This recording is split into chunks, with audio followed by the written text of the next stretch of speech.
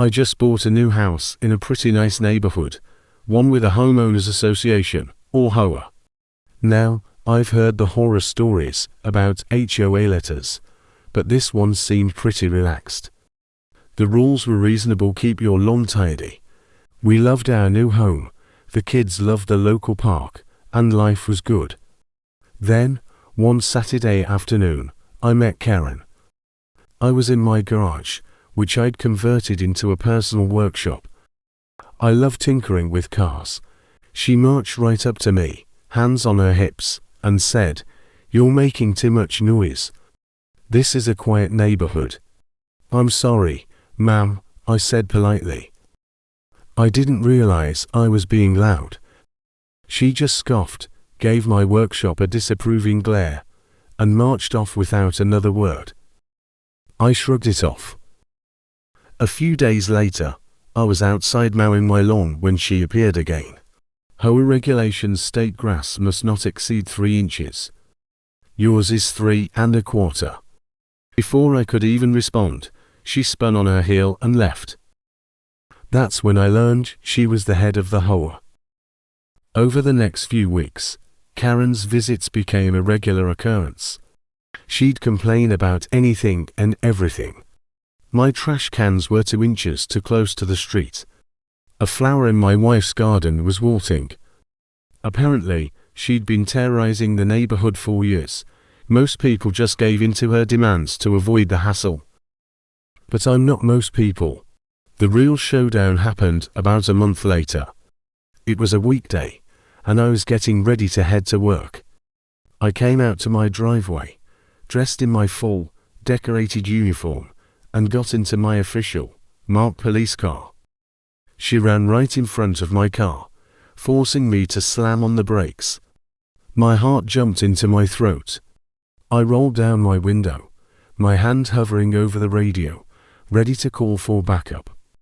"What's the emergency?" Karen, panting, leaned against my car.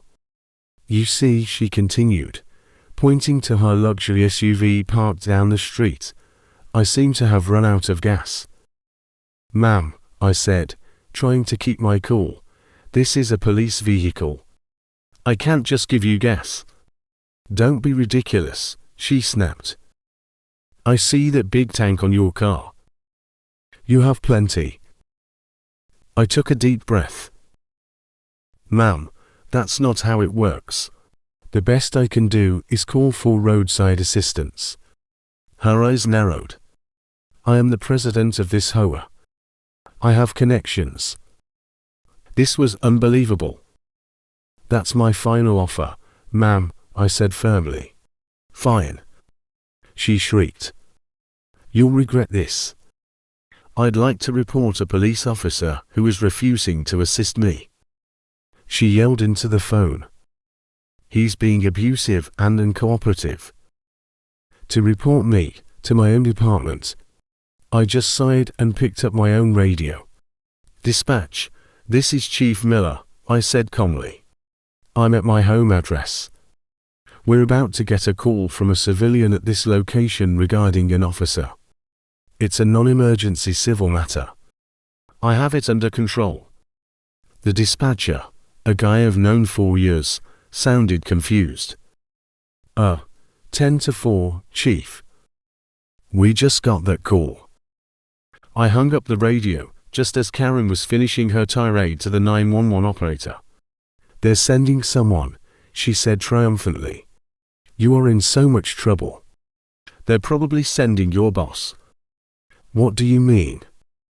"I just talked to them." "I know," I said. "I'm the acting police chief." The color drained from Karen's face. You're the chief," she stammered. "Especially since I offered you legitimate assistance and you refused."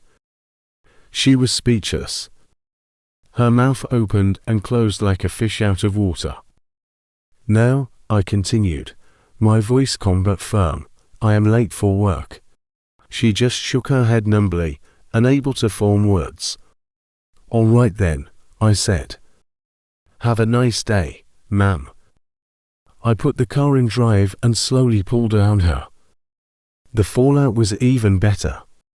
I didn't say a word, but I imagine the dispatcher and a few officers I told the story to might have shared it. Karen was mortified. Her reign of terror came to an abrupt end. The nitpicky violation notices stopped. She stopped patrolling the neighborhood with her clipboard. If she saw me coming, she'd literally turn and walk the other way. The new HOA president is a lovely guy named Tom, who thinks my classic car is cool. Life in the neighborhood has been peaceful ever since. Sometimes, karma doesn't just knock on your door. It shows up in a police car with the chief behind the wheel.